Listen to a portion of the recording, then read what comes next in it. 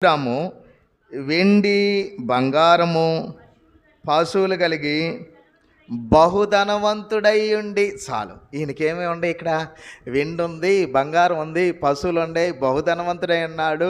అక్కడ మనం ఆ భాగాన్ని మొత్తం చూసుకుంటా ఉంటే వారి తమ్ముడు ఆయన కలిసి నివసించలేనంత ఆస్తి ఉంది. దాసదాసీలు ఉన్నారు, పనివారు చాలా ఎక్కువ మంది ఉన్నారు. వీరికి పుట్టాడు ఒక కుమారుడు ఇప్పుడు ఇస్మాయేల్, ఇస్సాకుకు ముందు. ఇప్పుడు ఈయన ఏమనుకోవాలా? ఇస్మాయిల్ తోటి ఏం చెప్పాలా? నా కుమారుడా, నీకు ఏమీ తక్కువ లేదు, నీకేం కావాలో నన్ను అడుగు, నేను చేస్తాను అనాలా. కానీ ఈయన పోయి దేవుని దగ్గర మొరపెట్టుకుంటున్నాడు. అయ్యా యెహోవా దేవా, ఇస్మాయేలును నీ సన్నిధిని బ్రతుక ఏందమ్మా మాట అమ్మా బ్రతుక